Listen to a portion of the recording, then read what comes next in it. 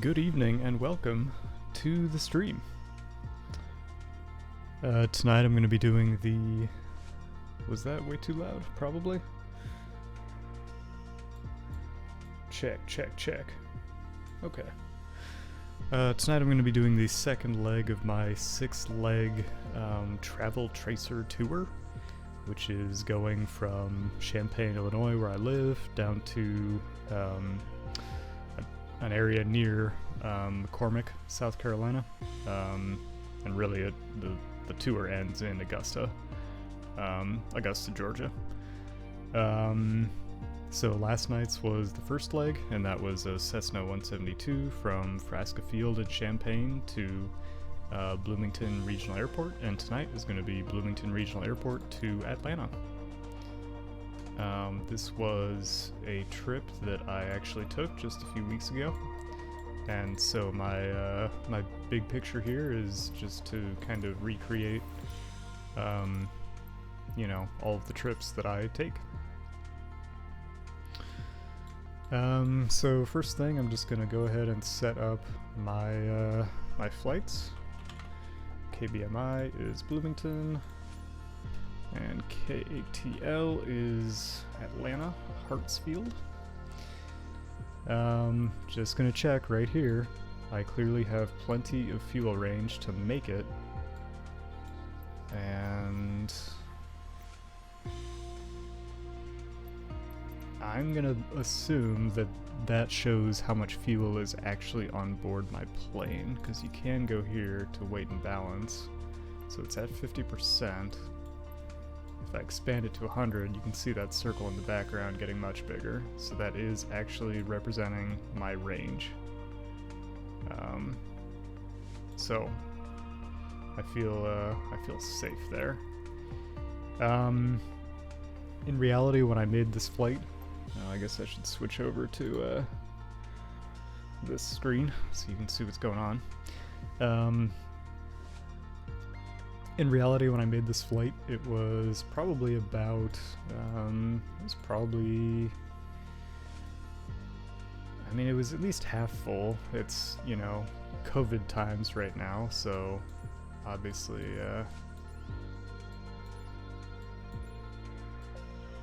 things are still a little bit light, and they're doing things like leaving the middle seat open and that kind of thing. But it was still pretty full.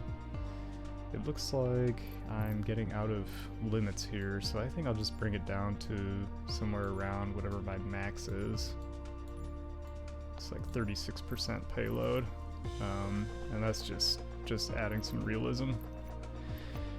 I am going to go ahead and go over to flight conditions. That's interesting that it says there's a storm on live. That must be in Atlanta, because it's definitely not storming here. But regardless, what I need to do, and actually I have to do this off stream because it shows some sensitive information like my home address. But what I'm doing right now is I'm going to my Google Maps timeline, and I'm just looking at when exactly I left the airport. So I left at 2:52 on December 2nd. So I'm going to go ahead and dial in those dates.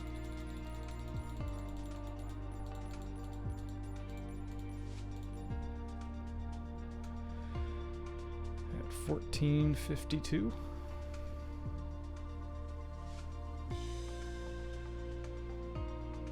And as I do this, I see...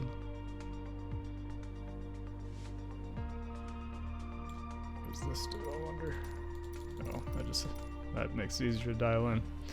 So there it is, 2:52, December 2nd, and I'm using live weather. It's not really how it was on that day. So what I really should do, I'm gonna go ahead and look up what the weather actually was for that area. And actually, I think it'd be more interesting to pick the weather at Atlanta.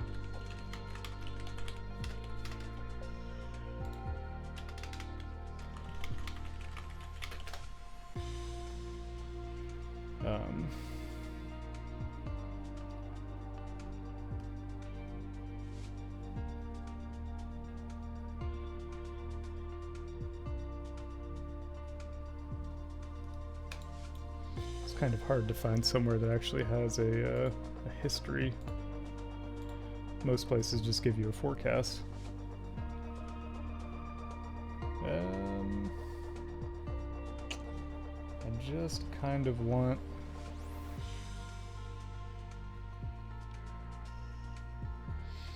I just want like cloudy or sunny or something like that. Here it is, here we go. My arrival time at Atlanta was around 5:30 p.m. and at 5:30, according to this website, I'll go with this time right there. It was fair, whatever fair means. I'm just gonna... I'll just go with few clouds. That sounds like that would pretty much mean the same thing as fair to me. Yeah, I'll stick with all players. Don't care if they're live or not. I have live traffic on. I'm actually gonna switch it to AI. Actually, since I'm going to a busy airport, why don't I leave it on live? Weather and time, of course, is that preset I had going.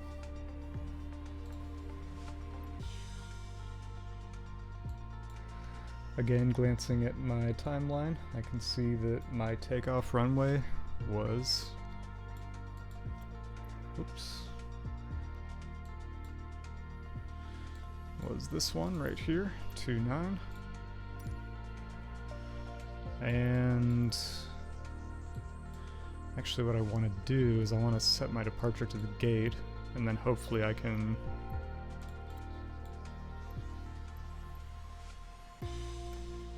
I think it was gate... I thought it was gate 10.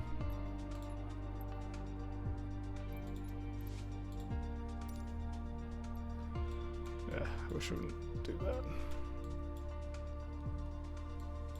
It was one of these right on the corner, so it... I don't think these are numbered correctly, actually, but I think it was this pretty much right on the corner. And of course, I don't think a citation can really handle a gate, but that's fine.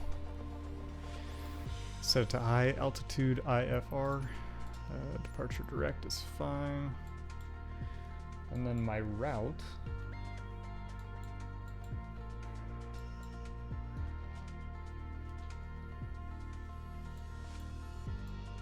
So my landing runway in Atlanta. Oh, and there's lots of good traffic around there for me to deal with. My landing runway was, in fact, this one right here. So as arrival, and I think I can just leave that as it is, and once I land, then I'll ask to be taxied to a gate, and I'll just go wherever they want me to. And my arrival came... Yeah, they kind of hooked me way around to the east. So... Let's see, just look at this. They kind of brought me straight down toward Atlanta, and then I kind of hooked around. So it's not really any of these precisely. It's definitely not that. What runway was that? Let me look. 26 right.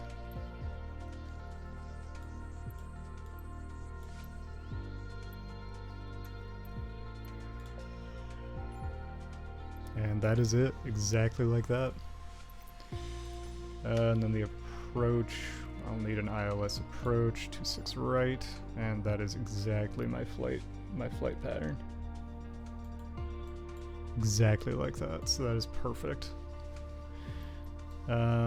Since that did take me a minute to enter all of that, I'm gonna go ahead and save it just in case something happens. Shouldn't take but a second.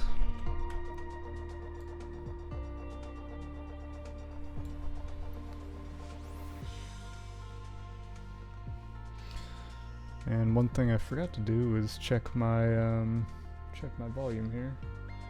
Check, how does that sound?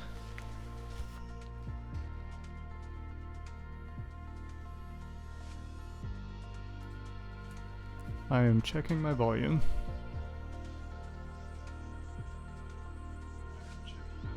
Yeah, that sounds pretty good. If anything, my voice is a little bit too loud, but better that than too quiet. Especially once I get in the plane, there will be plenty of engine noise to deal with. So yeah, there is my flight plan, all dialed in. I do have an hour and 16 minutes. If you search it on Google, it's more like an hour and a half. I bet it takes me more like 2 hours, but I don't really have 2 hours to spend tonight. So what I'm gonna do is, first 30 minutes, I'll just, fly normally. Last 30 minutes, of course, are gonna be approach, and then that middle hour or so, I'm going to increase my sim rate to 2 times, so maybe it'll be about 90 minutes total for the stream tonight. And yeah, without further ado.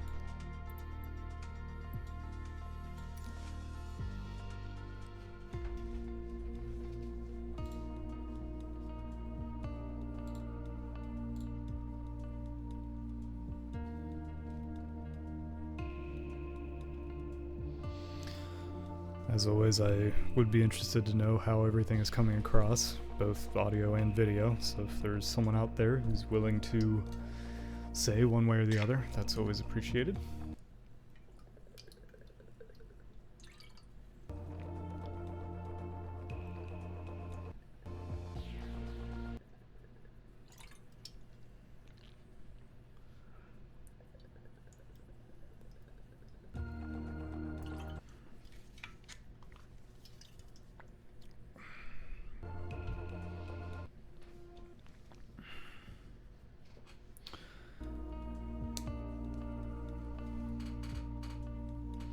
So, I had a pretty ingenious idea tonight, if I may say so myself.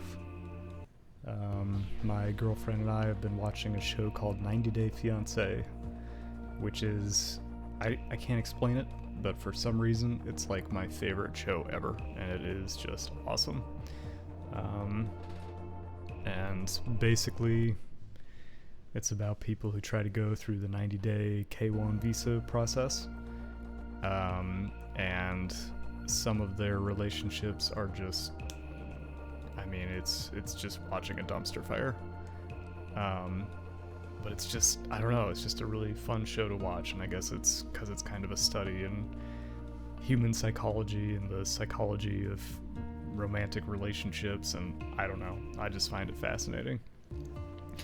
But my brilliant idea was that I could do flights and flights that traced all of the different places they live, because obviously half live in America and then the other half live all over the world. And as I fly around to these places, my girlfriend and I on stream could discuss the show. So I may have to do that one of these days. So here we are in Bloomington, right exactly where the plane was that I took. No jetway extended, of course, because that wouldn't work at all. But actually, you know what? I came down here. I came down this jetway right here. So that's about where my plane should be. But this is pretty much close enough. Actually, I'm going to try something real quick. Oh, I'm gonna pop out my ATC window because I don't think any viewers would really care to see that. I need to start my plane. I'm gonna see if I can do the jetway to this plane. So let me get my engine start checklist. Okay.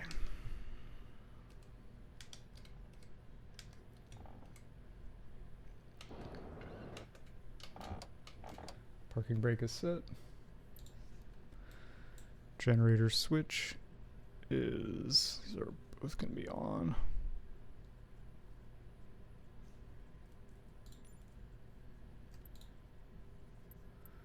Power is at idle. Battery is on. System test. Okay.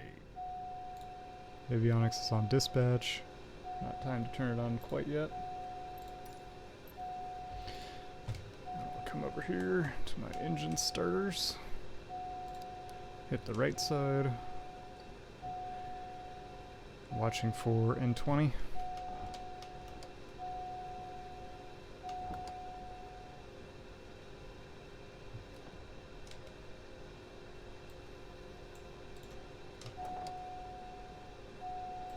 I don't know why it complains that my parking brake is on. I want it to be on when I'm starting my engines. So I'll just silence that warning. Okay. And there's my N20, so I need to get down here. Hit start, flip that closed. And then repeat the procedure for the left engine.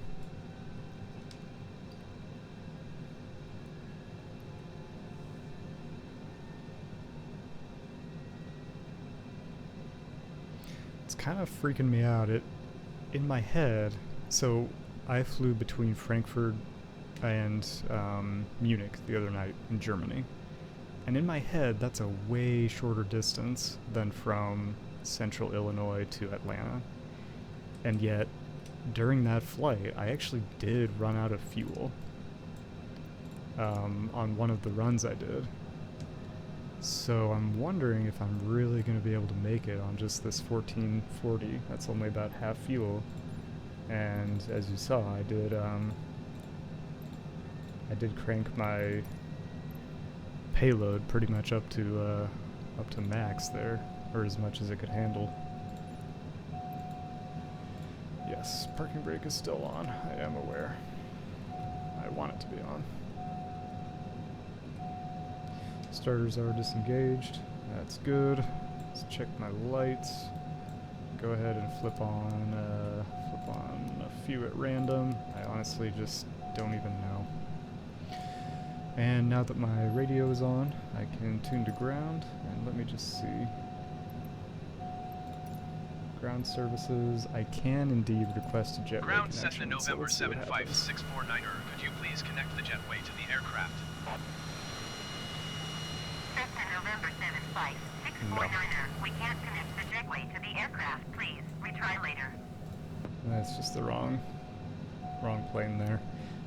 For this flight, I am going to go ahead and let the AI manage the comms.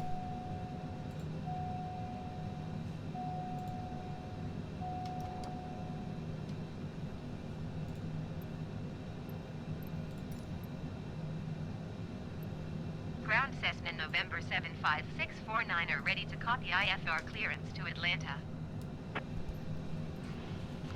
Cessna November 75649er is cleared to Atlanta Airport as filed. Takeoff runway 29er climb and maintain 13,000 feet. Departure frequency is 128.72 squawk 5171. Cessna November 75649er cleared to Atlanta Airport as filed. Takeoff runway 29er climb and maintain 13,000 feet.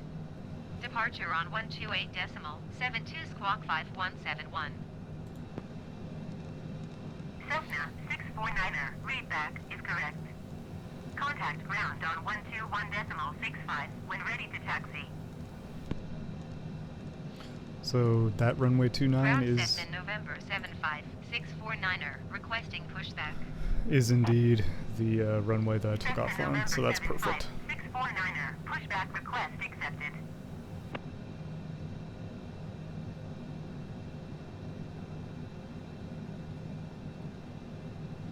There's my pushback.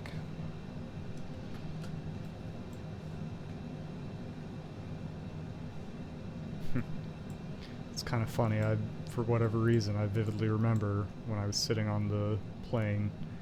I'm not sure what they're called, but the people who hold the batons as the plane backs out.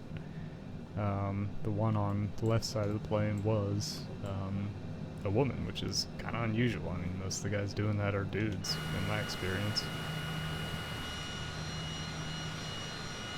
I don't know. I think this game, it's got some work to do with some of this ground crew stuff, that's for sure.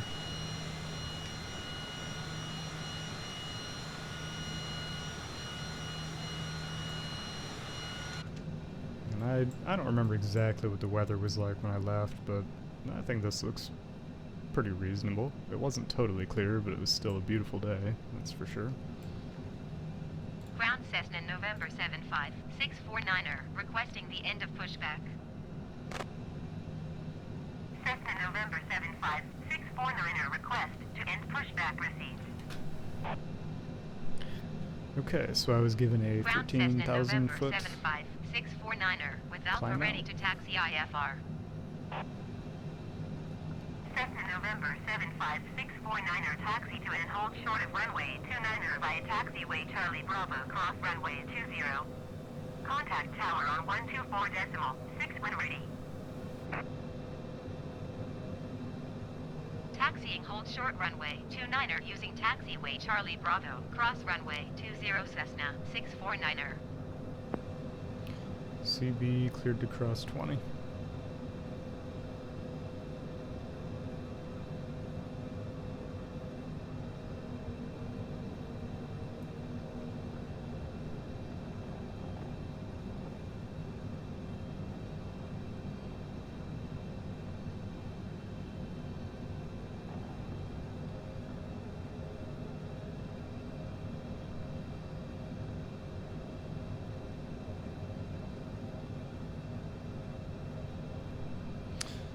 So what I was saying was I have my 13,000 dialed into the autopilot, and I'm just going to take off and hit nav mode, and I'll be cruising.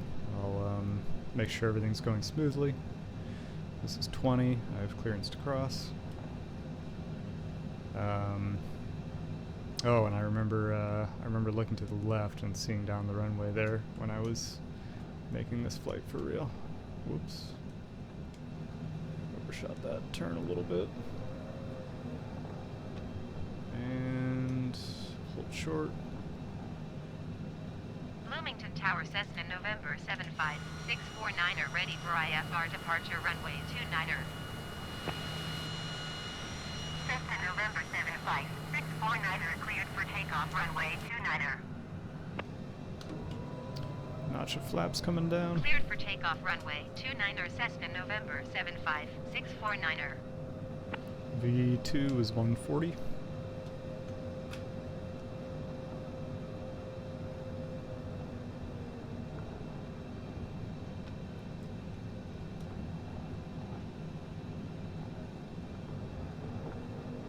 nice and squared up. Okay, flaps are at 1. And check what way, yeah, as I recall, yes, my climb out was, in fact, to the left. So here we go. Half throttle, let it stabilize, and takeoff speed.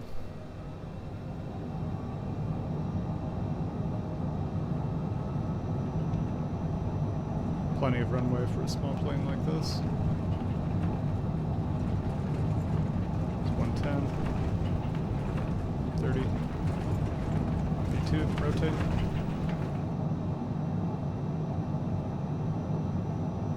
Positive rate.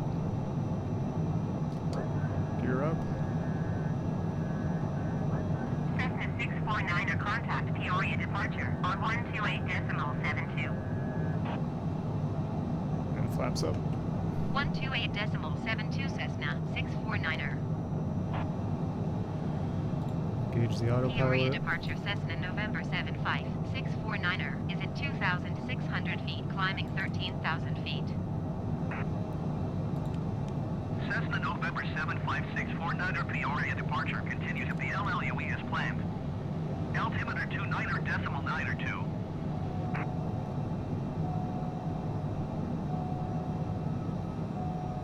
Turbines are a little hot. Hold back the throttle. I have my nav mode on, and I'm flight level changed to 13,000. So hands are totally off the controls. And that was a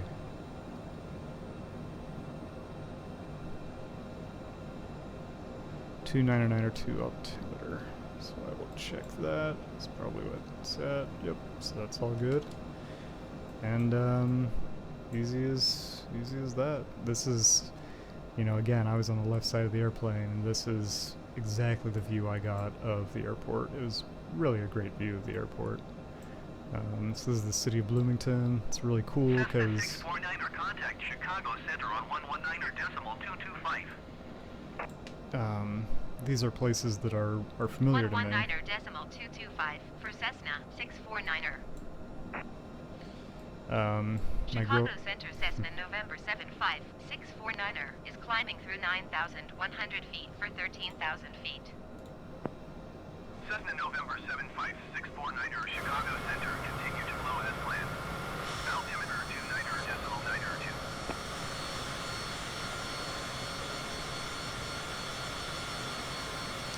my girlfriend's family lives in Peoria, and Bloomington just happens to be about halfway between Peoria and Champaign, so we will occasionally meet them for lunch, and that is right, now there's a backyard, or not a backyard burger,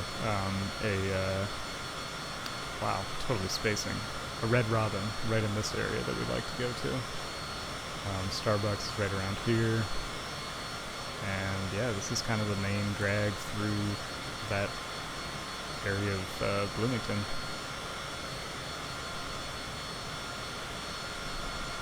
So it's very cool to see.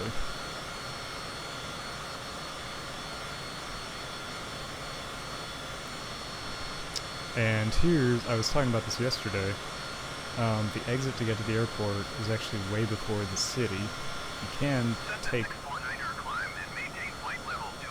an exit at the city, but it's a lot easier to take this exit here at Downs. And this is Downs, you know, a little main street, and then you come through here and just make your way up, and then over here toward the airport. And I got an order to head to flight level 210, which is, oops, of course, 21,000 feet.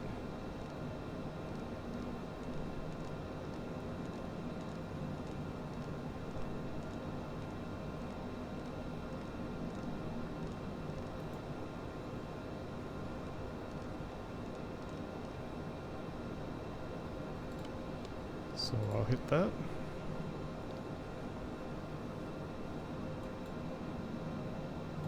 Chicago Center, generic November 239er Alpha X-ray is out of flight level 285 for 10,000 feet.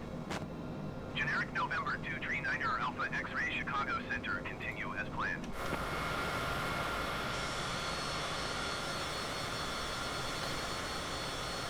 So there's Bloomington, and here is I-74, which is what I use to get there, which means Champaign is going to be coming up shortly here.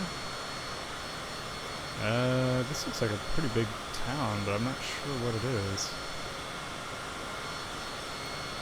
You'd think with all the Bing Maps integration, they could have a better map in here.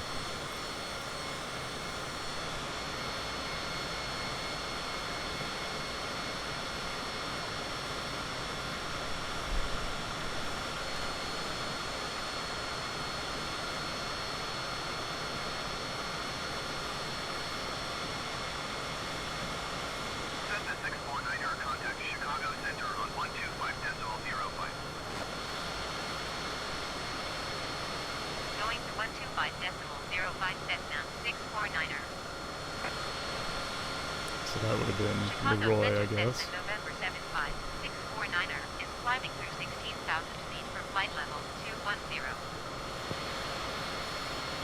Cessna November 75 649er Chicago Center continue to be LLUE as planned.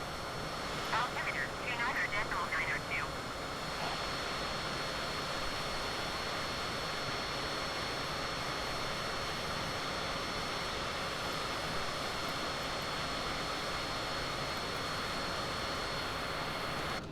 See how I'm climbing, and I have some pedo ice. I'll get rid of that. I still don't know why I get that double warning like that, but obviously I need to fix that. I must have missed Champaign.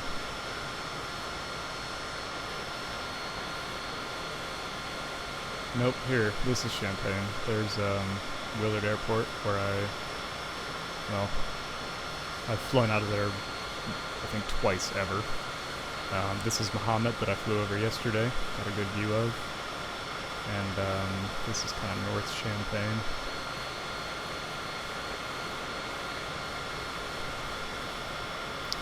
Can't quite see Frasca Field.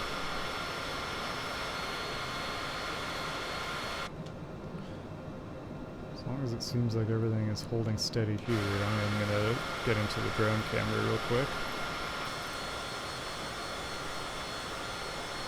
Because there's not all that many places other than Champaign that I'm going to be able to recognize on this flight, so I may as well take advantage of that scenery while I can.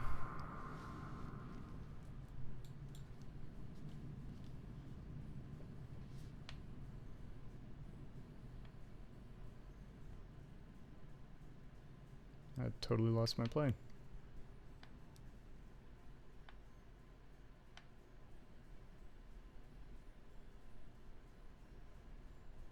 Cessna 649er, contact Kansas City Center on 124 decimal tree.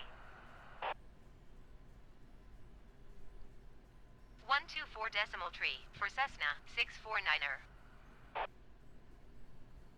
Kansas City Center, Cessna November 75 649er is at flight level 200, climbing flight level 210. Cessna November 75 649er, Kansas City Center, continue to be OFTN as planned. That's it. That's Champaign-Urbana right there.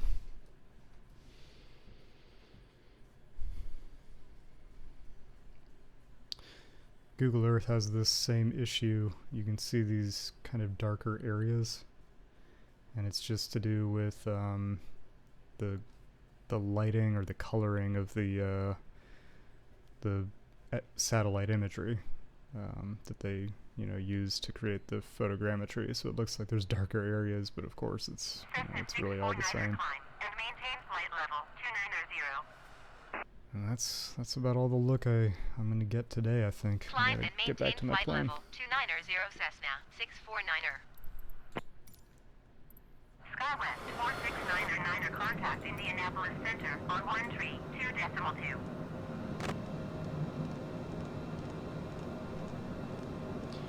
Get up to flight level 290. 132.2 SkyWest 469er.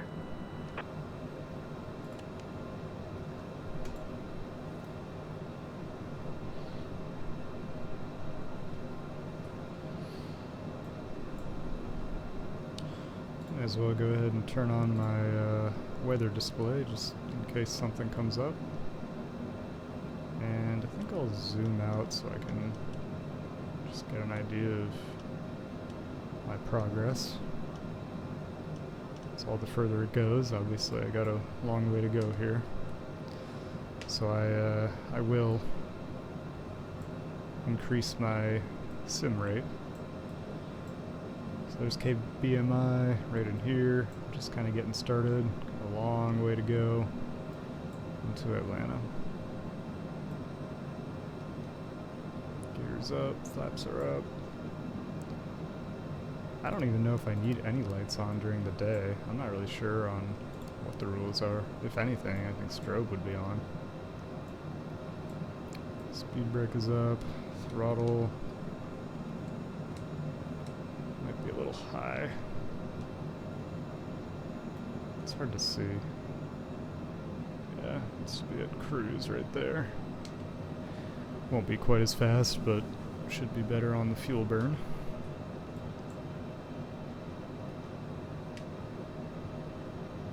And again, I'm already like a third of the way through my fuel, so it just doesn't seem like enough. I think in this case, because it's definitely not my fault, I will allow myself to go ahead and add some more fuel if it seems like I'm going to run out. And actually, I made a mistake here. I am climbing, so what I really need to do is be on climb, not on cruise. I'll never make it up to flight level 29 or 290 at that rate.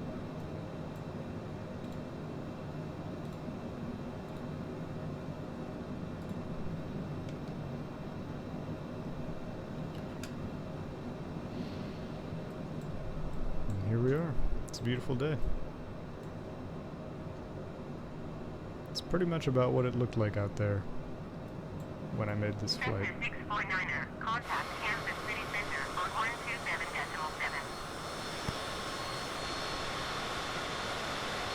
Going to 127.7 Cessna 649er. Kansas City Center, Cessna November 75 649er is at flight level 235, climbing flight level 290. Cessna November 75649er, Kansas City Center, continue to Papa X-Ray Victor as planned.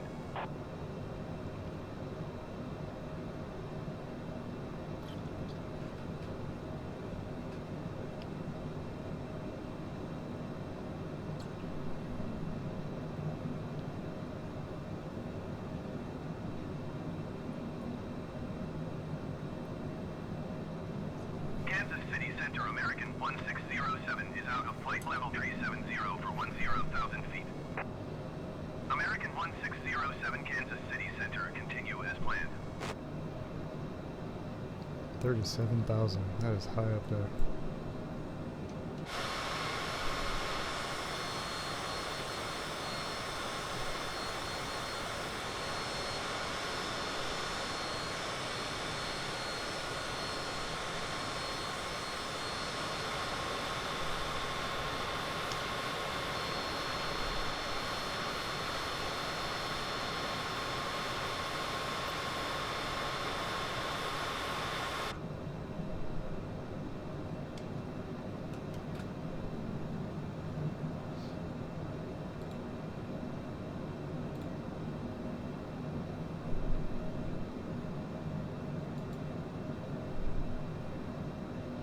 You know what I'm gonna do? Just due to paranoia, I'm just gonna switch my browser to this, cause I know it's just one of those things where you hear enough horror stories about people, you know, accidentally doxing themselves by sharing their desktop. Normally I wouldn't, except, you know, during flight sim it's useful to look at maps and, you know, talk about different things. So I've just switched to incognito mode so that I don't accidentally dox myself. Kansas City Center, Delta 837 is at flight level 410, descending 10,000 feet. Delta 837, Kansas City Center, continue as planned. Generic 1 Papa Mike, contact Kansas City Center on 124 decimal tree.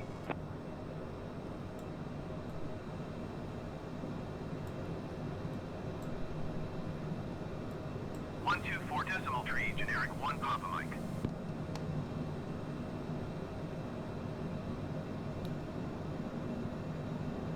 Delta 837, contact Indianapolis Center on 1 tree 2 decimal 2.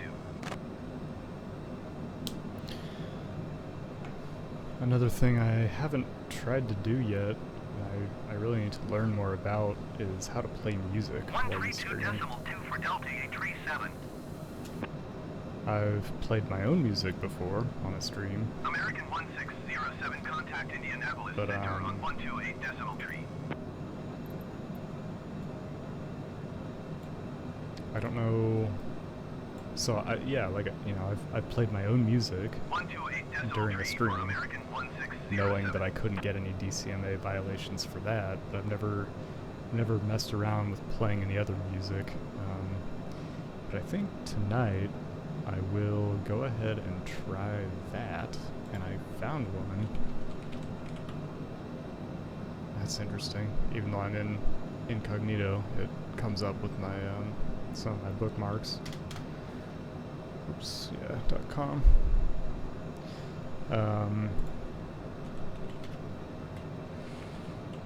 Right, free music. That's what it was. Interesting. Best non-copyrighted music of 2020. Why not? We'll see what happens. Shop the Backyard Leisure. That was ridiculously loud. You can save up to $2,500 on all in-stock hot tubs. I won't do it the whole time. just in case it silences me, but I'll do it for a while as an experiment.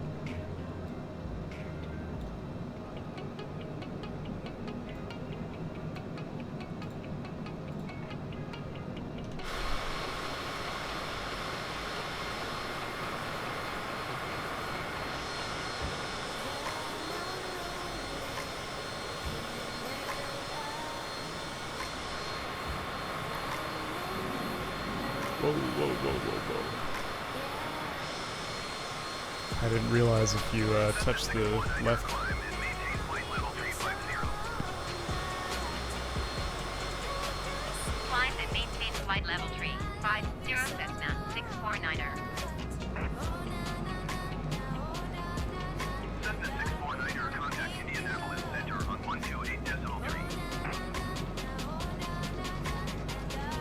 128.3 Cessna 649er.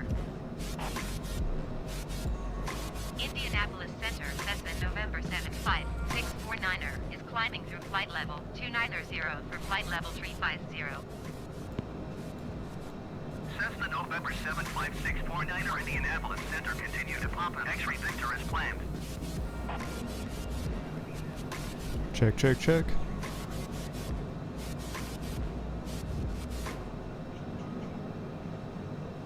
Yeah, that's a decent mix right there.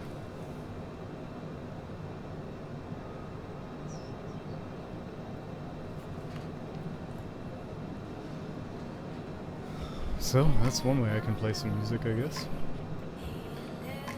Yeah, everything's going good. Yeah, there's no way.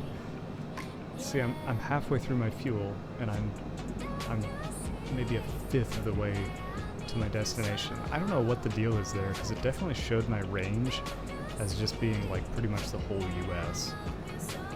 I really don't understand what the deal is there. Please expedite your climb to flight level 350.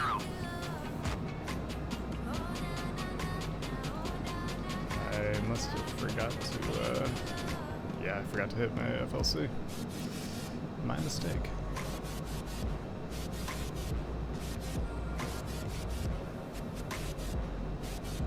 I'm still on climb throttle.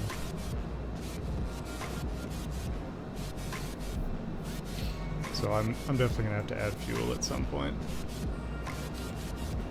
And as long as I am just cruising here, I think I will go ahead and boost the sim rate just to get there a little faster. But before I do that, I want to find a clock somewhere. There. There's no seconds though. Cessna 649er traffic is 10 o'clock 4 miles at flight level 295 generic. Report them inside. I got him right there. Cessna 649er traffic in sight. Endeavor 469er 7 traffic is 9 o'clock 3 miles at flight level 300 Cessna C25C. Report them inside.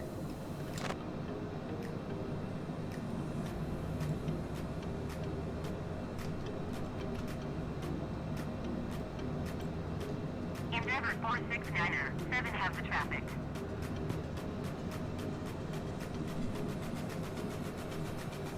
So that's why he wanted me to be up to flight level 350. I was late. But yeah, like I said, I think I will increase the sim rate, just because I'm kind of just sitting here. And everyone knows the most exciting part is landing. I wish I had a clock so I could, that had a seconds, or showed seconds, so that way I could, you know,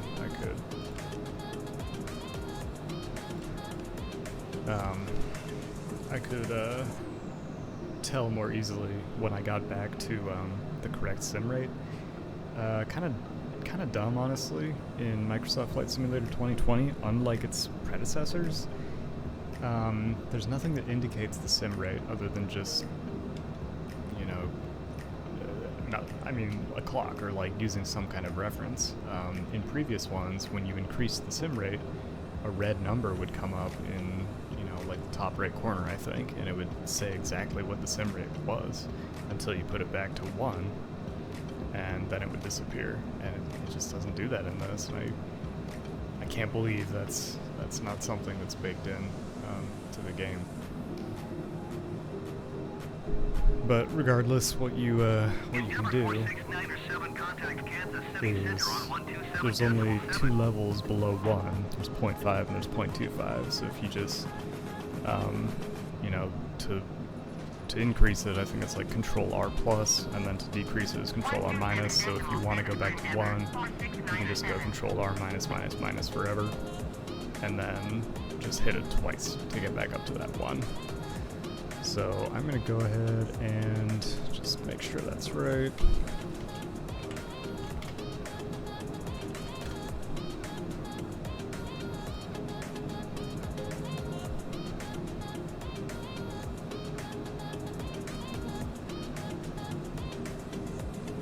It says Control plus on the number pad. Wait. Press the R, then Control plus. Okay. So let me just try that real quick. Control R. I'm actually going to do the minus first.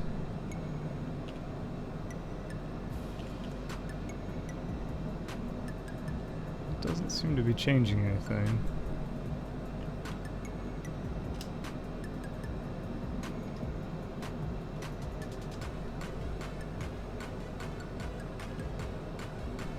I'm not noticing any change. Maybe it's this plus up here, Control R.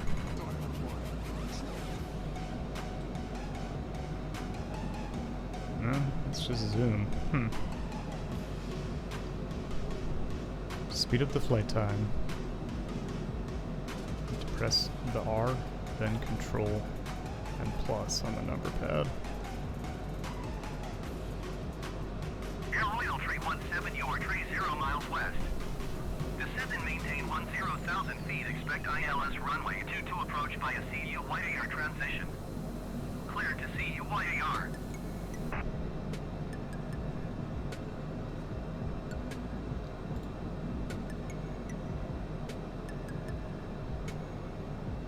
Climb and maintain 10,000 feet. Expect ILS runway 22 approach via CU YAR transition. Cleared to CU YAR Air Royal Tree 17. Air Royal Tree 17, contact Evansville approach on 127.3. Okay, I'm gonna have to go ahead and pause and just go into my controls to figure out what the input is.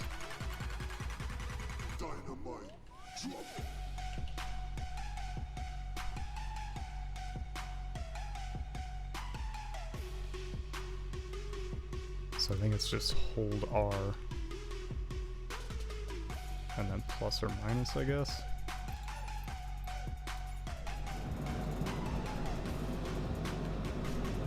It just seems like it's zooming me in and out. Maybe it's plus or minus only on the number pad.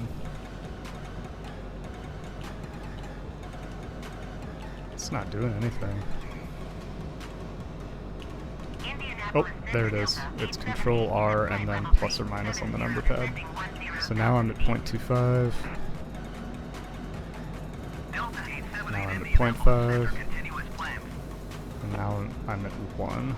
And unfortunately you can't, you know, I thought maybe this warning would flash more slowly, but it doesn't seem to change. The only way you can tell is kind of these numbers start to crawl. So that should be at 1 right now. That's pretty annoying, honestly. So I'm going to go ahead and hit the plus once to increase it to, I believe, 2 times speed. And I'm not going to touch it again.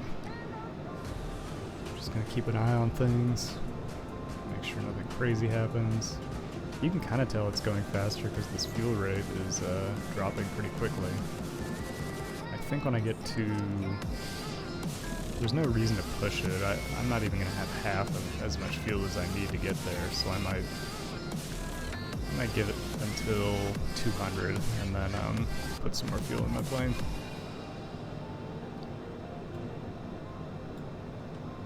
It's really loud in my headset. I'm not sure how it comes across on the screen.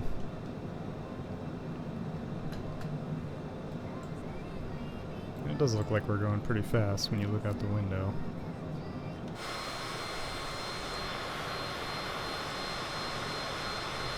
Oh, there's a plane right underneath me there.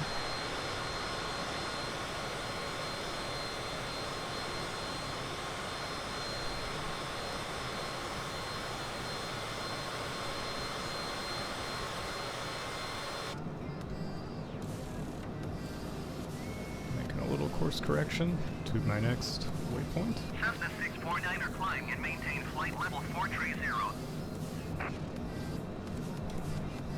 Climb and maintain flight level 430 Cessna 649er.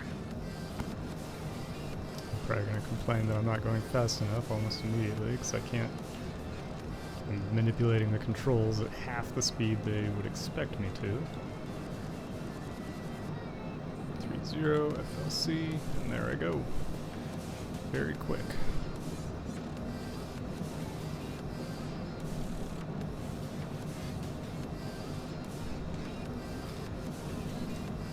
I feel like playing the game at a higher sim rate just kind of increases the stakes somehow. Like you can't react quite as quickly if something goes haywire, or you react at the same speed, but it's slower compared to the real speed of the simulation.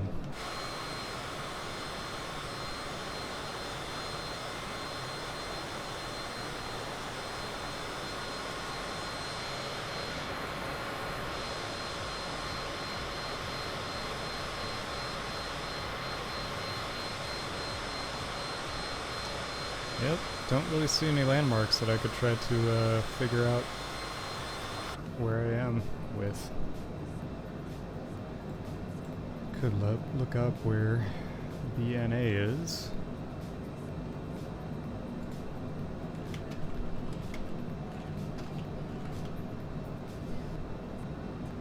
Nashville. It's amazing how many resources there are online. KBMI. I wonder if that comes up in Google Maps. So that is Nashville.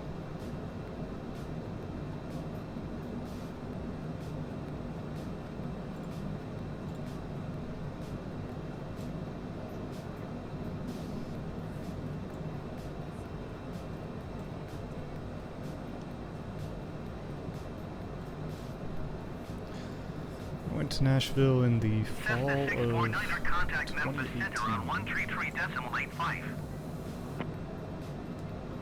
It's a nice city. Going to 133.85 Cessna 649er. So I'm somewhere right Memphis in this Center Cessna area. November 75 649er is at flight level 375 climbing flight level 430. Yeah, Cessna November right in this 75 area. 649er Memphis Center. Continue as planned. I actually grew up in Memphis, Tennessee. I am a Tennessean. Lived there for first 18 years of my life. In a suburb of Memphis. Close to Germantown, but not in Germantown. Technically I was in unincorporated county, Shelby County land. So have some memories there. Not sure I'd ever want to really live there again, but it was a fine place to grow up.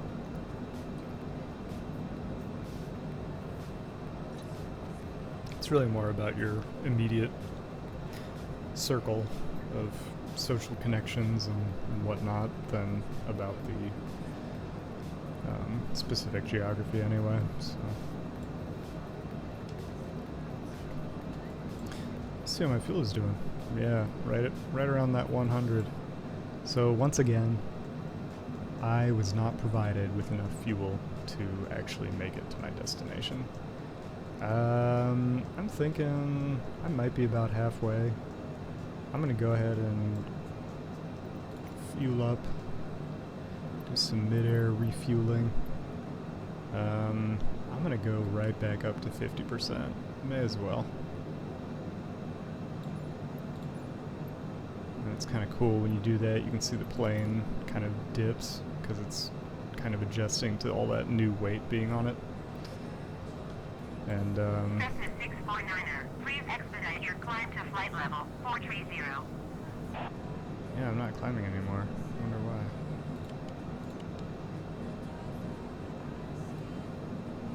I don't know why it stopped climbing. It's like the autopilot forgot.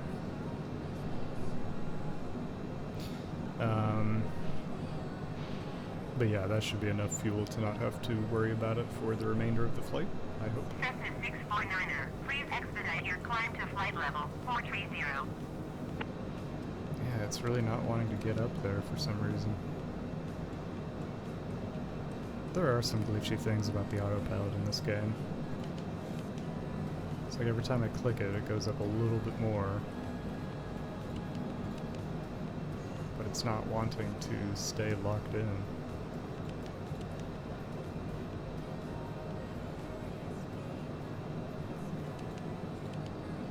Could use vertical speed mode instead. That might be a good idea.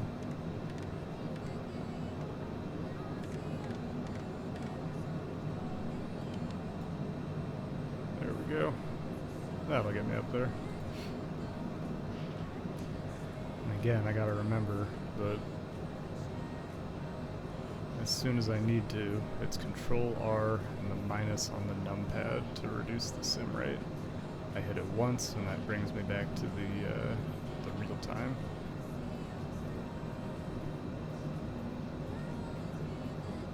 Yeah, that's weird. Flight level change was really not wanting me, or not wanting to get me up to that 430. But vertical speed had no problem with it. Cabin altitude. Okay, hold up. Control R minus. Okay, disengage the autopilot and nose down.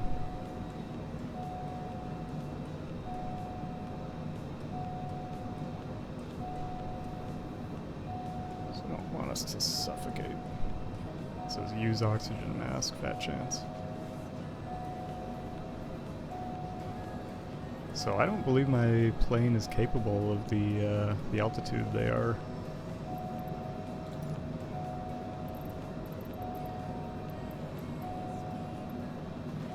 They are wanting me to go to. Memphis Center, Cessna 649er. Request flight level 400. Cessna 649er descend and maintain flight level 400. Okay. Descend and maintain flight level 400 Cessna 649er. So maybe my autopilot was trying to tell me something by not letting me go up to that 430.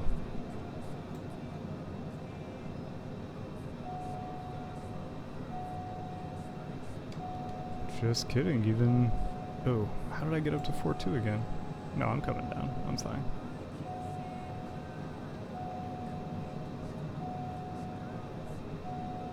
Oh no, where's my nav mode taking me?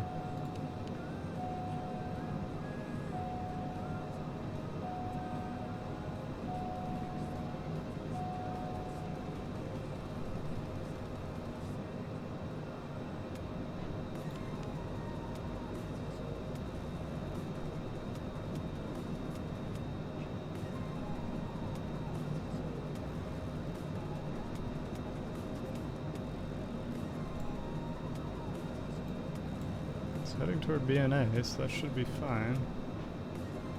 It's to be at 172.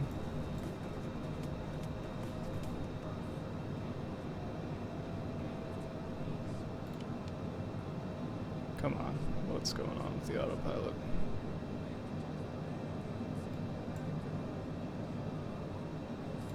Oh, that's why. I always forget when you disengage that, you need to re-engage that before you hit your autopilot again. Okay, so now everything is set back up. I'm going to bank back onto my flight plan. My flight level change is going to get me to that 400 flight level, and I should be fine. Just double check. I'm going to hit minus. That should be 0.25, 0.5, and 1. So my sim rate is back on track as well. Cessna 649er, you are 1,600 feet above your assigned altitude. Yeah. Descend and maintain flight level 400. I will. It'll come. Descend and maintain flight level 400 Cessna 649er. Here, I'll use vertical speed mode. Get it down a little faster.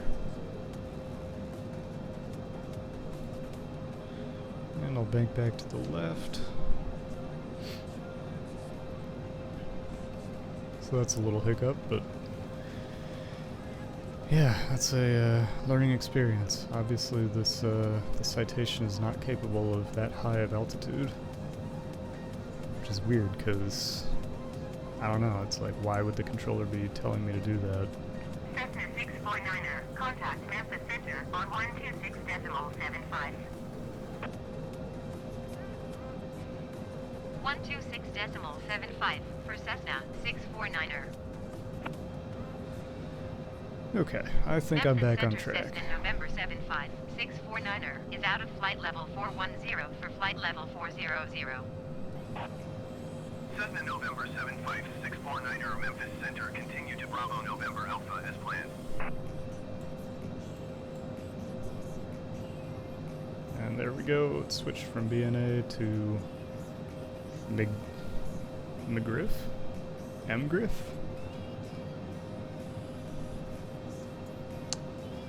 Some of these are, it's really easy to understand what they're going for, like obviously, well, maybe that's not obvious. I was thinking dentist, but denst?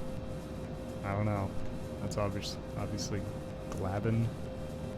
I have no idea how to say STHRN, stern.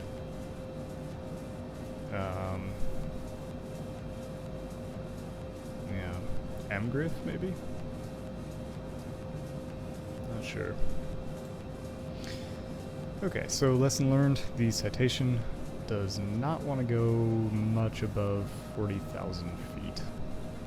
And the controller will try to kill you and your passengers by making you go that high.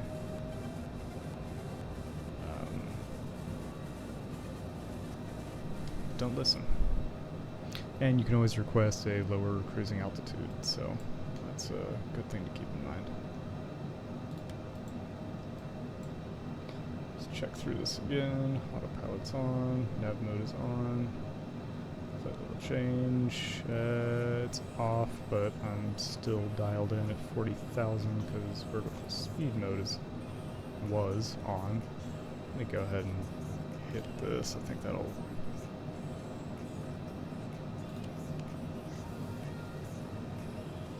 Well, I think it's just going to hold steady either way. No, Citation.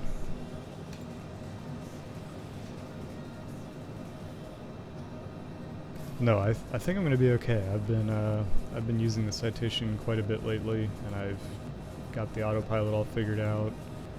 I actually know how to use the PFD. I don't know how to enter a flight plan into this thing. I don't remember what it's called.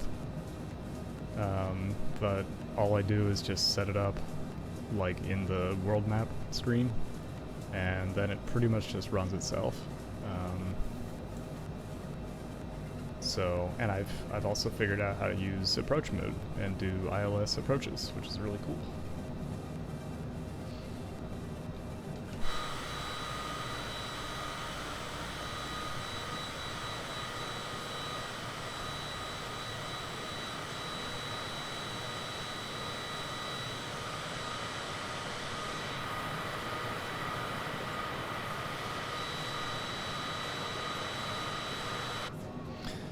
Yeah, I don't know. Prop planes in general, they're kind of more fun to fly because you feel like you're actually flying. This just kind of feels like a big, I don't know. Not that it's a huge plane, but you just kind of feel like you're in a bus in the sky. Almost like some kind of Airbus. but it's really just everything is so automated that once you're up, you're just kind of sitting there. All the fun part is right at the end when you land, that's for sure.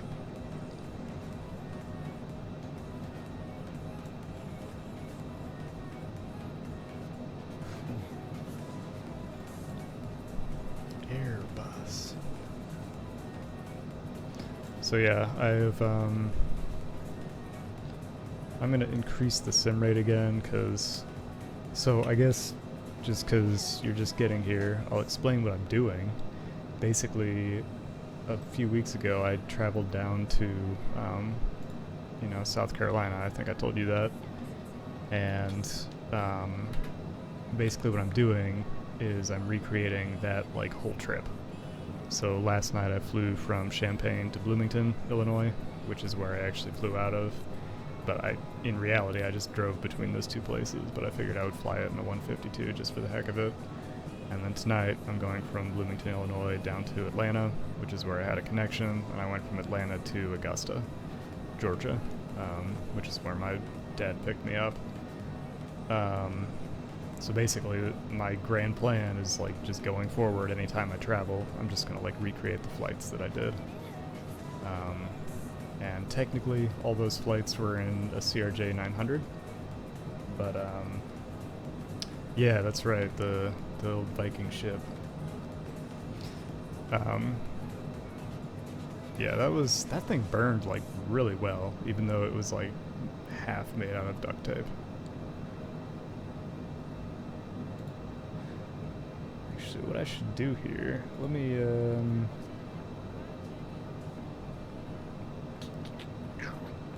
I should figure out how to put my chat into my stream.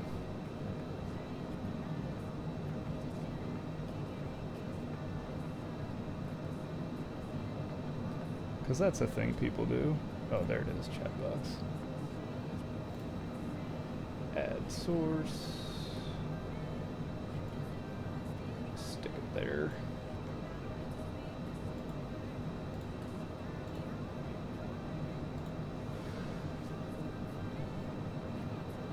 Yeah, it was definitely dry. But like, I mean, the pyre was pretty huge, and that's like a really dry like area, and like it's prone to forest fires and all that kind of thing. So, yeah, that thing really burned.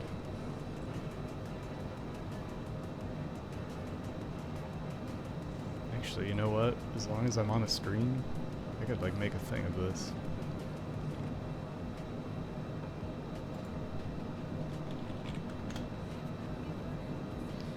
Hold up, let me turn my sim rate down just so I don't crash.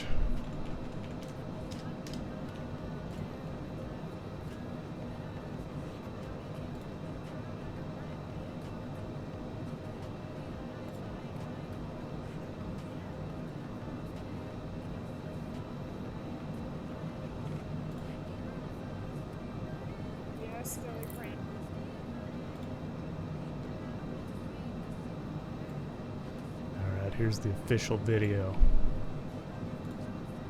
Oops. There.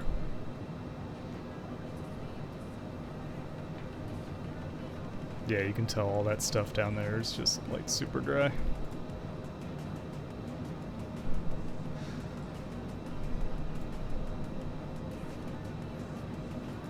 And honestly, like, I was really surprised that my mom even kept it this long, but when they moved, I wasn't there. Like, I was in college in Illinois, and so they just kind of put everything in boxes, and like, since I wasn't there to like go through things, they didn't want to like you know, throw anything away that I was like hanging on to. So they were really cool. They just brought everything, and every time I go there, they're like, hey, do you want to take all this old stuff of yours, or can we throw it away, or what? So it's actually my mom. She was like, you should totally burn that. So that's what we did. It was yeah, that burned really quick, didn't it? The sail didn't burn very well at all, shockingly. Kind of just melted.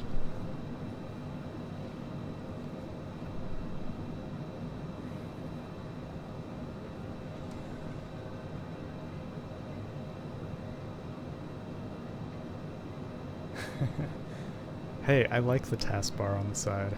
There's nothing wrong with that. Okay, here's my logic, honestly. You got this widescreen monitor.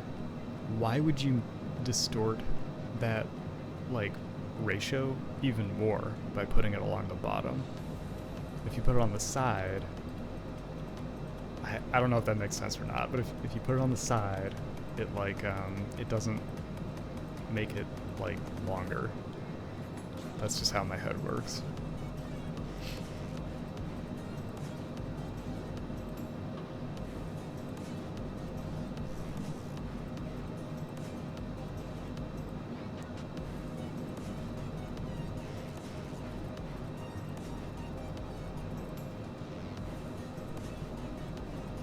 It's beautiful destruction right there.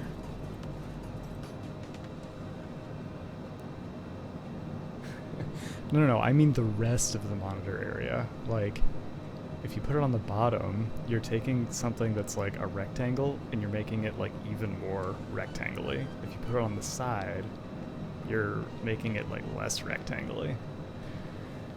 I don't know, man. It's just how I do it. I've been doing it for so many years, I don't even think about it. I just get a new computer and it's on the bottom and it bugs me, so I put it over on the side. That's it. That's the Viking ship. Burning up. Let me take a look here and make sure I'm not going way off course or anything. Yep, just making progress. Zoom in on this a little bit. And basically I'll just come up here, hook around, and land. Holding right at 40,000. Speed is honestly pretty slow, but I can't really do anything about that. Fuel is okay. I might have to refuel again.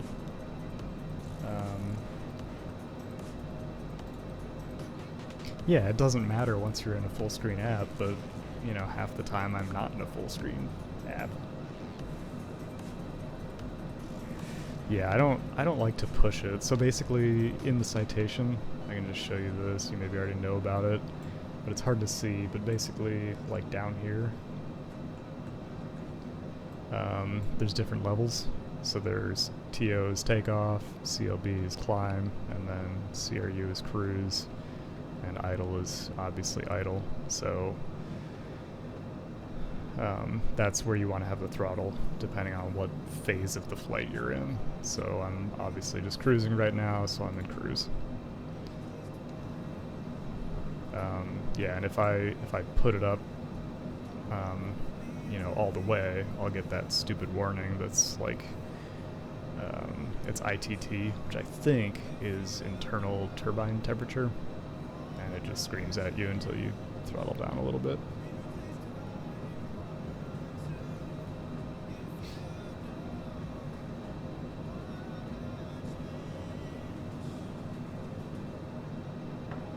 Gotcha.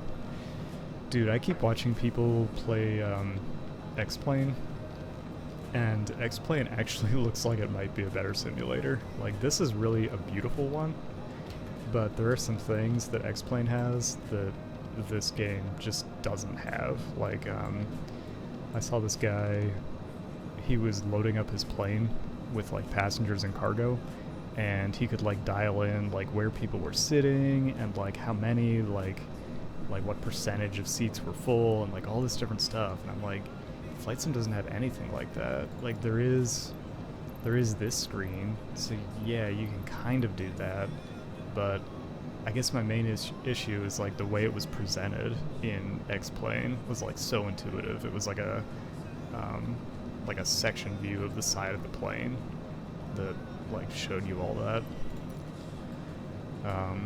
Honestly, there's quite a few things about this game that I hope they keep working on, because it could be a lot better, especially like some of the like ground crew type stuff. I don't know, it just needs a lot of work.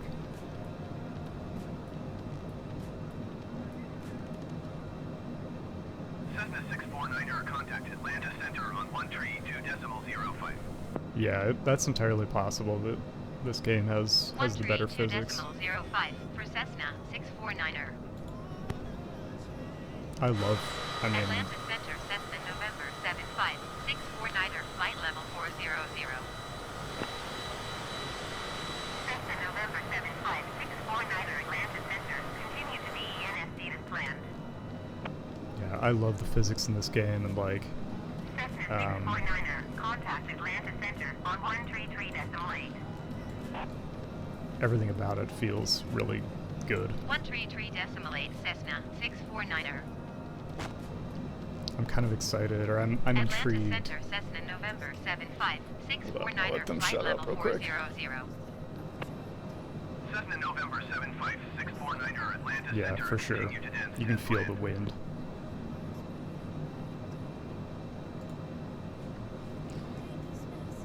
Whoa, what did he say?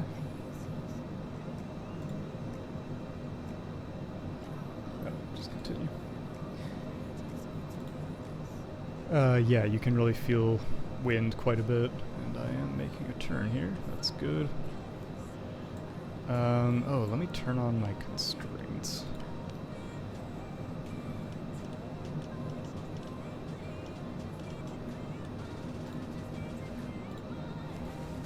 I can see what my elevation was. So I need to be down to 19,000 by Glappen. Hopefully they will give me those descent orders. I think there are some glitchy things that go along, or that happen with the controllers, and they don't really give you the proper glide slopes to come into an airport.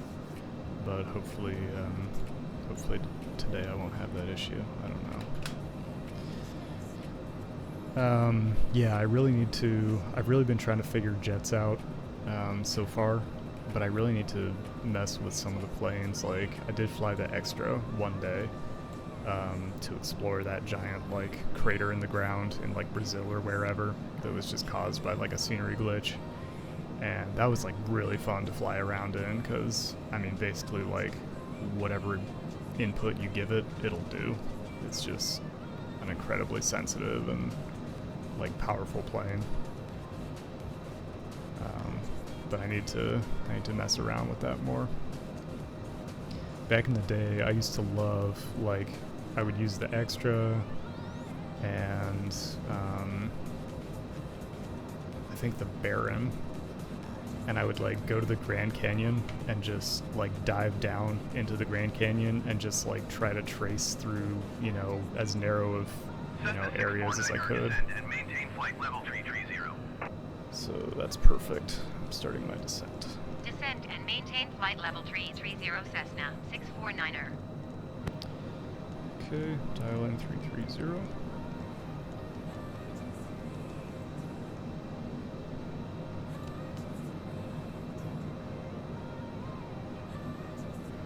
I'm starting to think that FLC button doesn't work or something. I'm just going to use vertical speed mode from now on. I'm suspicious. Dial that into 1500. That should be fine. Pick up a little speed, but it's fine. I'll just get there faster.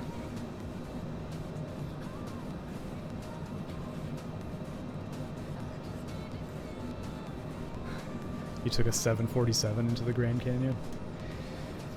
That could be an extreme challenge. You'd have to turn off the overstress damage to do that, I think. This game does seem pretty sensitive about overstress. I've overstressed it more than a few times.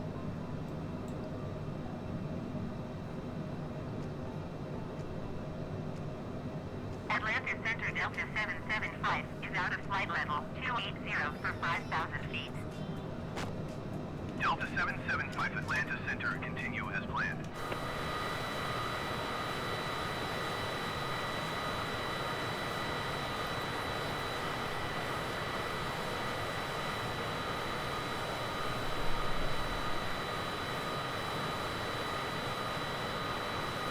So here's one thing.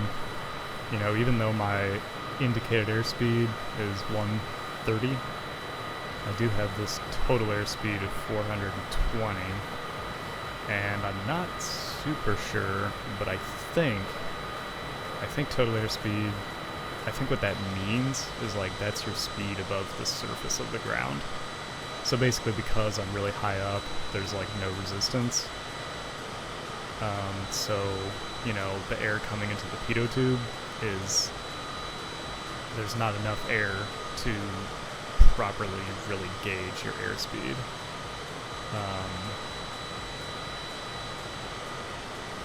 So in reality, I'm going more like 430 knots, you know, over the ground. I think, I'm pretty sure that's right. But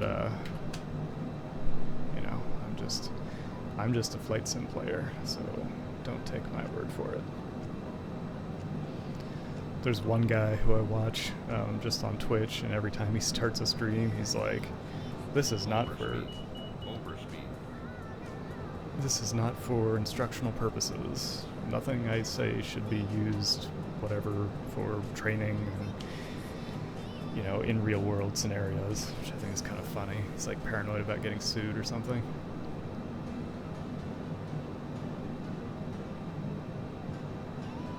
Airspeed is strictly for calculating angle of attack and lift. Ground speed is everything else.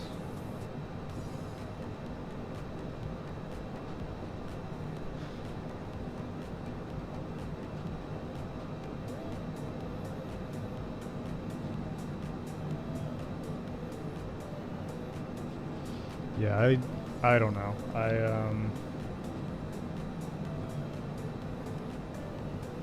Yeah, that makes sense though, because when you think about airspeed, like, if you are at a higher altitude and the air is thinner, you're not going to have as much, like, lift or as much, like, you know, control.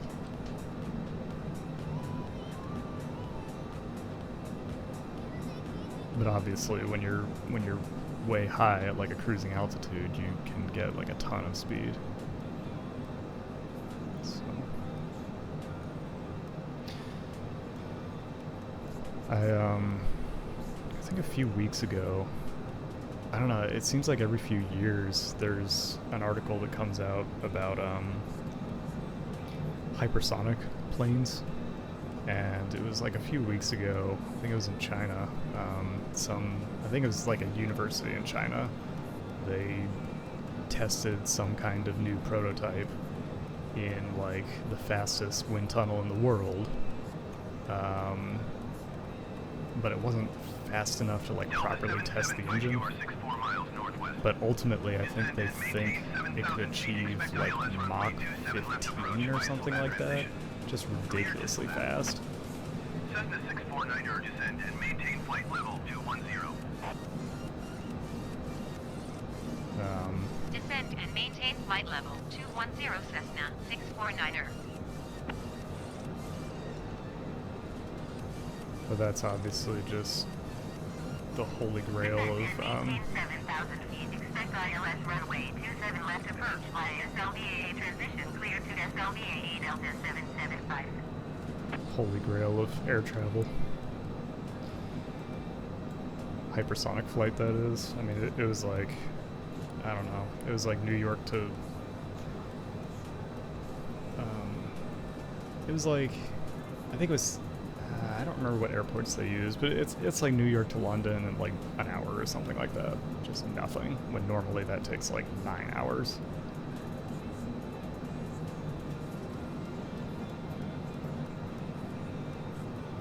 Supersonic flow still baffles people. I don't know anything about it, to be honest. I just know that... Okay, so in this thing I read, what it was saying was the issue is that when you run a jet engine at, you know, above the speed of sound, you run into an issue where, like, the sonic boom it creates, like, pushes the air out of the way, so it can't get enough air to keep running. Something like that. And basically this prototype has some kind of engine design or shape that actually causes the sonic boom to be part of to actually contribute to the engine's pressure. So it kind of creates like a positive feedback loop that allows the engine to just create incredible amounts of thrust at very, very high altitudes. 135 Ram decimal scoops. 0 Yep. Cessna 649er. Yeah, so there's been something called a Atlanta scramjet Center Cessna for a November while. 75 649er is out of flight level 295 for flight level 210. And this new design, I think, was like it's like a Rodom jet or something like that. Atlanta Center, continue to hug as planned.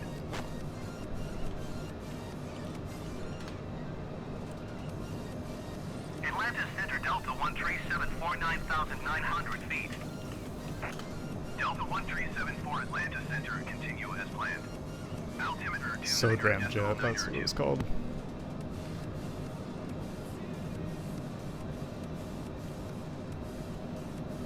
$299.2, that's what I'm at. Anywhere in the world in 2 hours, so that's even faster than I was saying. We don't really have any cool pictures. Delta Tree 60, contact Atlanta Center on 120.45. Yeah.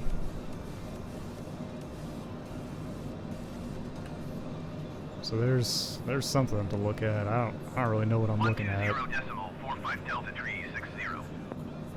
Strut injectors, so I assume that means the fuel is pumped into these sort of fins here, and the speed of the jet traveling through the air, you know, pushes the air through here, and somehow the air is lit on fire at this point and shot out the back. That is about all that I can glean from that diagram. Yeah, Mach 7 or beyond. That's pretty fast. Let me look around here and make sure I'm not getting off course.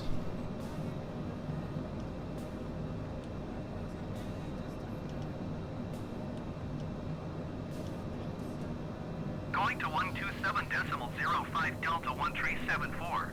So I'm headed down to 21, and I should be quite a bit lower than that by now. So the controllers are kind of messing me up a little, but I'm just going to stick with the controllers and assume everything will be okay. I'm going to throttle down a little bit too. Actually, why don't I just make this a real dive? I'll go up to 3,000 feet per minute. Up descent. Leave my throttle at around 50. Just keep rolling, and good. I'm making my turn. This definitely looks like Atlanta outskirts. It's not a very, like, I feel like there's no, like, one image of Atlanta that people really associate with the city, but it sprawls forever. It's a big place. Every time I fly into Atlanta, I always see these giant landfills, and a lot of them are like capped with solar panels now, so they really stand out a lot, so I'm kind of going to be looking for those.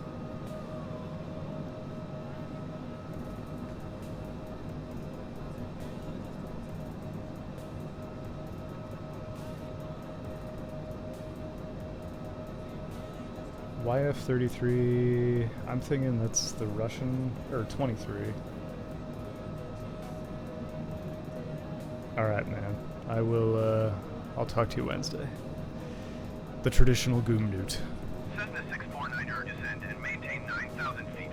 There we go. That's the descent that I'm wanting. Descend and maintain 9,000 feet Cessna 649er.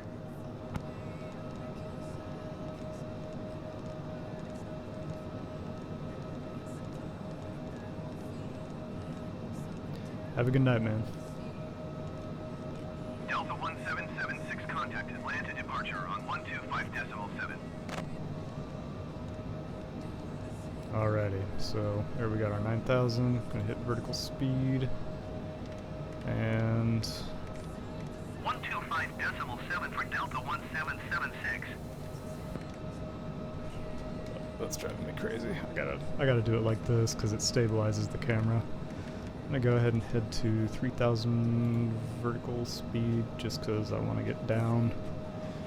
So I think I'm still quite a ways above. I'm at 20,000 feet. I'm supposed to be down at 10,000 already, so I'm way above my flight plan.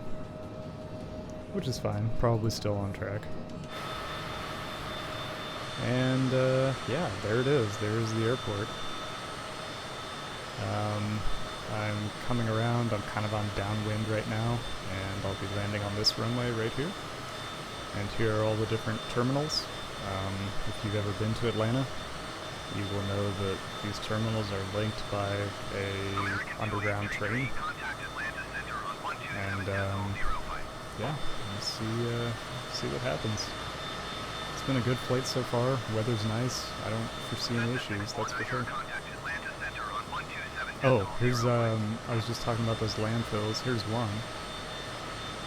127.05 per Cessna. That's a landfill. Here's another landfill. This one isn't capped yet, or maybe those are solar panels. It's kind of hard to tell. 649er is at 17,700 feet, descending 9,000 feet. And November 75, 649er Atlanta Center. Continue to KYMMY as planned. Altimeter 29.902. I don't actually see the city. 649er, contact Atlanta Center on 128.0. City proper. Oh, there it is. I was on the wrong side. So there's the city of Atlanta.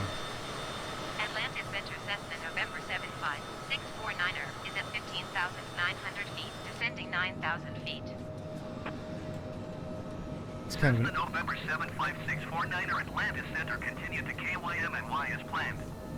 Altimeter 29.902.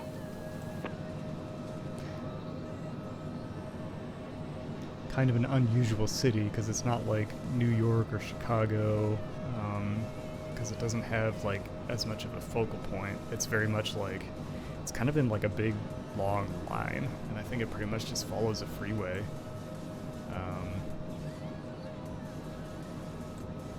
So it's interesting.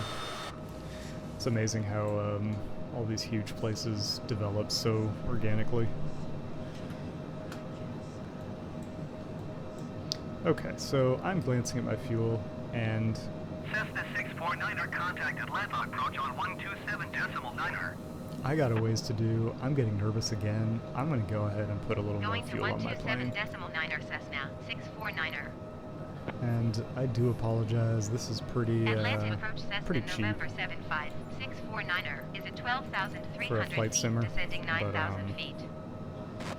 I don't know what to tell you. They just didn't give me enough gas. Not even close. 649er Atlanta approach. Continue to KEAVY as planned. Altimeter 29.902. Overspeed. Overspeed. Cessna 649er, contact Atlanta Center on 127.5. Gotta watch my speed there. Going to 127.5 Cessna best. 649er. Atlanta Center Cessna November 75 649er is out of 10,500 feet for 9,000 feet. Cessna November 75649er Atlanta Center continue as planned.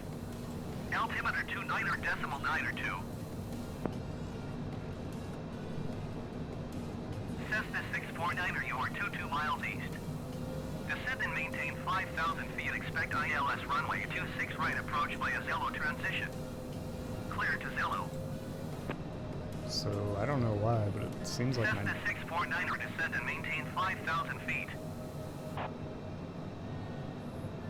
what is going on with Descend my and maintain autopilot? 5,000 feet. Expect ILS runway 26 right approach via Zello transition. Clear to Zello Cessna 649er. There is something strange going on with my nav mode. Why? I haven't made any of these turns properly.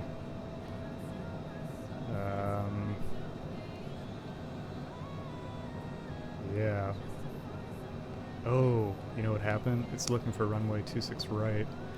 So what happened was, when I got past the airport, it skipped all of these waypoints, which is just really dumb.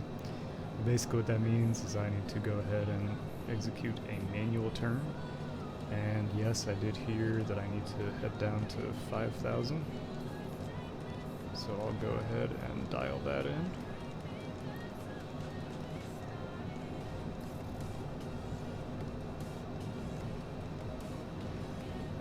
Hit vertical speed mode. Start that dive. I'll just do a 1,000 since I am so close. And just keep my turn going here.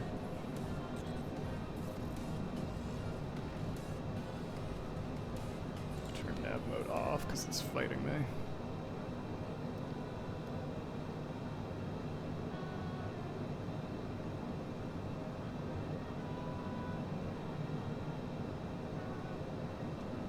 Sure, this rocking is just really upsetting to my passengers, but what are you gonna do?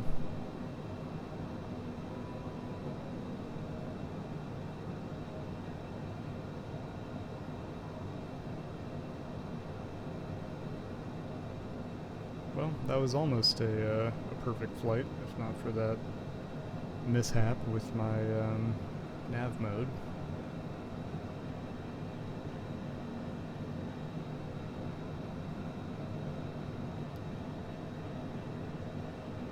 Got a nice sunset coming in here.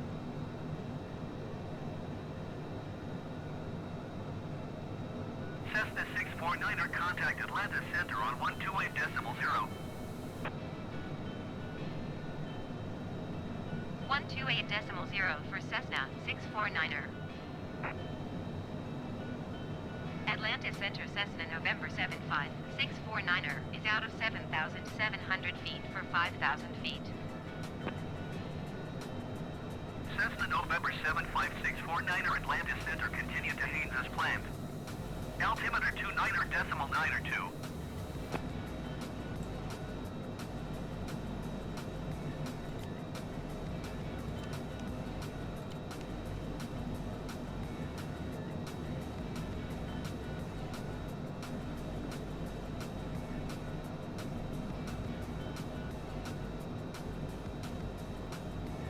What on earth is it doing to me? I don't know why it's trying to rock me to Spirit the West left 1, so hard. contact Atlanta Center on 127.5. Cessna 649er, contact Atlanta approach on 127.9er. 127.5, Spirit Wings 1. It's heading me toward TRK. I'm not sure where that 127.9er is. for Cessna 649er. Atlanta approach Cessna November 75 649er is at 6,600 feet, descending 5,000 feet. Cessna November 75 649er, Atlanta approach. Continue to Haynes as planned. Altimeter 29.902. I'm not sure what it's trying to do to me. I'm gonna go ahead and... yeah, that's too bad. Something's really oh, I bet I know what's happening. No? Nav mode is just pushing me to the left for no reason. I'm gonna go ahead and switch to heading mode and just try to do that until I can get onto my localizer. I'm really kind of getting behind my plane here.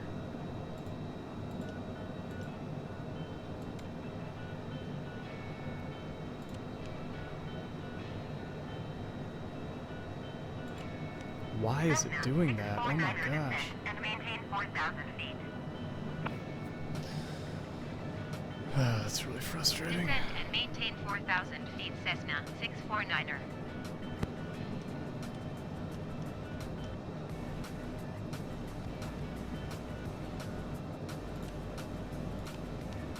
And I have no Loc 1, so I can't do an ILS landing. Jeez. Alright, I'm gonna throttle down. I'm gonna disengage all of this because it's driving me crazy. I don't know what it's trying to do. And go ahead and hit my gear, start slowing down, and just take it in manually. Cessna 649er, you are 13 miles east of Atlanta. Contact Atlanta Tower on 119.1 when inbound. Tower on 119.1 Cessna 649er. Atlanta Tower Cessna November 75 649er 12 miles east inbound ILS runway 26 right approach. Cessna November 75 649er Atlanta Tower. Cleared ILS runway 26 right approach. Altimeter 29.9 wind 275 at 7. 2992, check. Speed is Cleared good. ILS Have runway one notch of flaps 26 so right far. approach Cessna 649er. My lock is gone. I have no idea where that went. This game has some serious glitches that really bug the crap out of me. If I may be so honest. But I'm going to be able to land this manually with no problem, I think.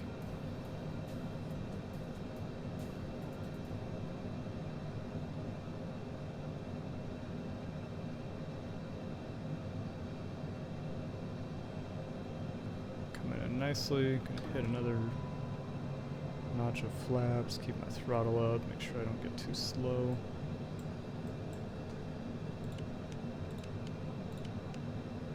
I will never understand where my localizer went. I am on glide slope. I can see the Pappy okay. Actually gonna go ahead and stop the music. It's kind of distracting.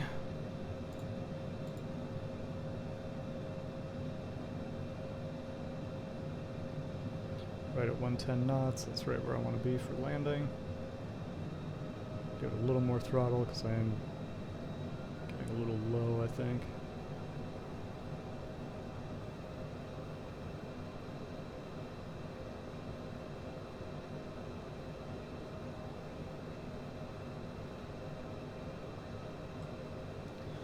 Kind of forgot to do my my lights here. Why don't I do beacon, nav, and landing real quick?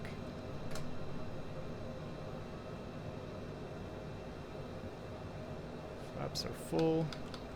Cessna Rear is down and 649er, locked. clear to land runway 26 right.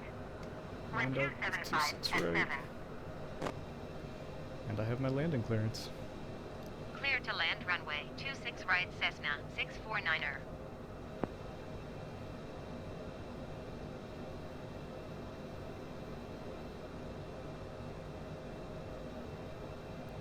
Coming in a little high now, so I'm going to bring the throttle back.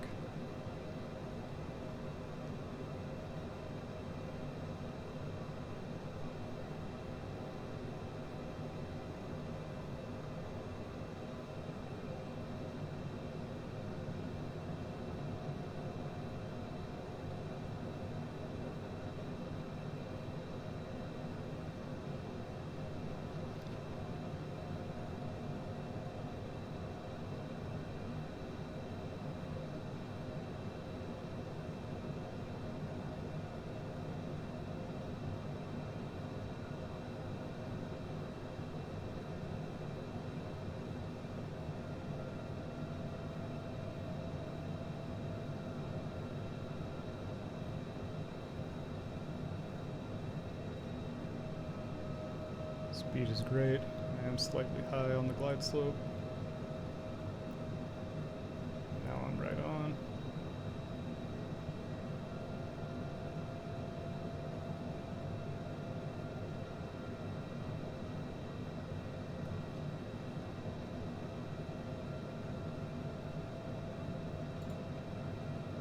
Autopilot is disconnected. Just like to make sure.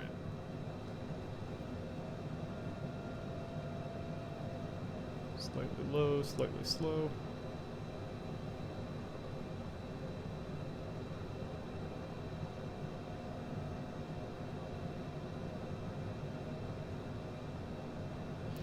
I am pretty fully loaded here, so I don't want to dawdle too much above the runway.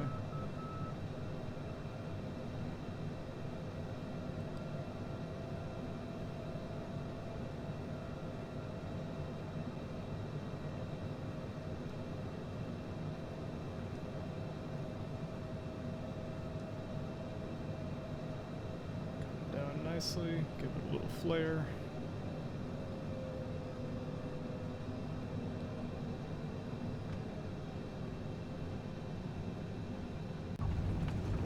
Nice smooth touchdown. And a car just drove across the runway right in front of me. Isn't that nice? So much for cleared to land.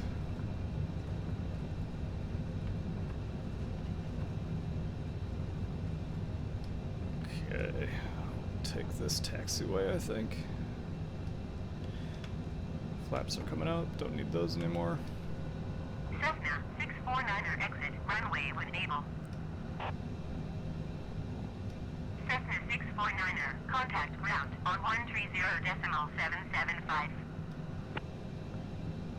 And here we are. Welcome to Atlanta's Hartsfield-Jackson 130.775 for Cessna International Airport. 649er.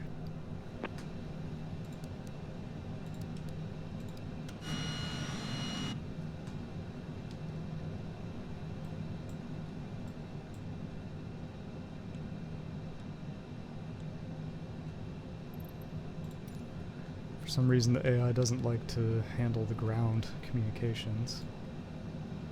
So I will do that myself. I will be taxiing to, you know what? I'm gonna taxi to the gates, because that's where I taxied Ground to Cessna November when 75 I flew through here. 649er taxi to the gate. Cessna November 75 649er taxi to gate Echo 35 via taxiway cross runway 8 right. Taxiing to gate Echo 35 using taxiway cross runway 8 right Cessna 649er.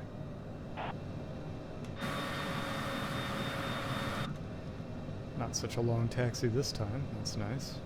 0.3 miles. It's better than 1.5 or whatever I was the other night. In Munich, I'm cleared to cross 8. Check left, check right.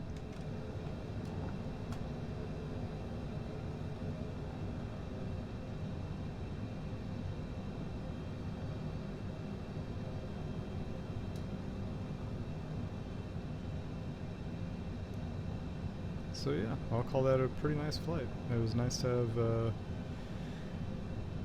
have my friend Karoy Ryder with me tonight.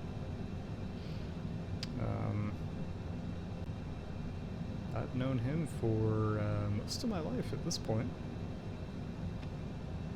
I think we met when we were about 13 in 7th grade. In Memphis.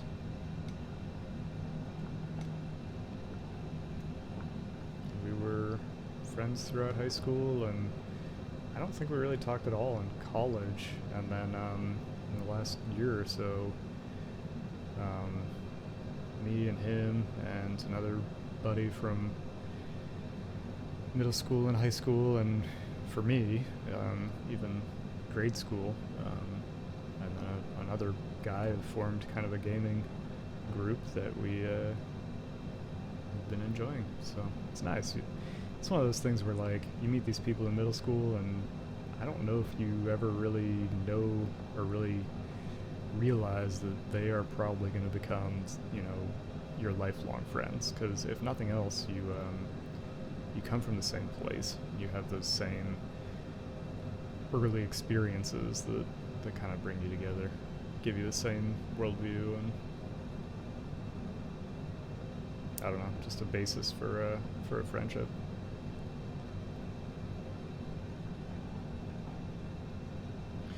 I am noticing some frame rate issues. I think you know, this is the first time I've ever flown in this area of the country, and I think I think Microsoft Flight Simulator is just downloading a ton of scenery and stitching everything together for this area, and that's causing some performance issues.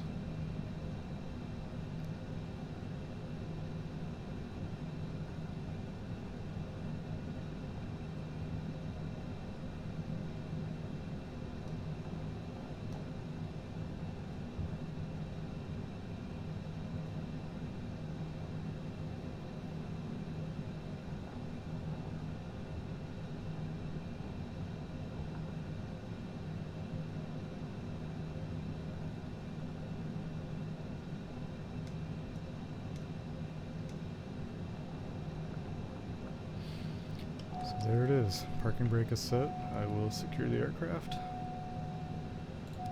Pitot heat off. Lights off.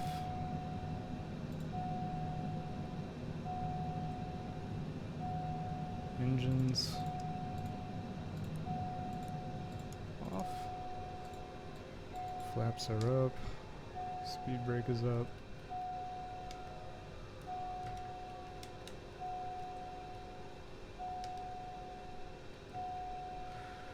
Avionics are off. And actually I'm gonna try one quick thing as long as I'm here. Silence those warnings.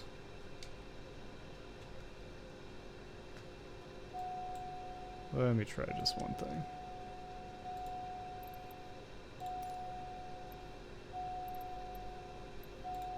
Ground Cessna November 75649er, could you please connect the jetway to the aircraft? Cessna November 75649er, we can't connect the jetway to the aircraft. Please retry later. Still can't do the jetway. Okay, well, I tried. Avionics off, master battery off, and that is it. Turn these lights off. So yeah, that's the flight. That is leg 2 of my tracer tour of Thanksgivingmas in South Carolina. Next flight is from here in Atlanta over to Augusta, Georgia, which is a shorter flight. But now that I know how to use the SimRate thing, they're pretty much all going to be a reasonable length for me to do in my scarce evening time. So yeah, not much else to say about that one. If you watched, I hope you enjoyed, and whether or not you enjoyed, I hope you have a good evening.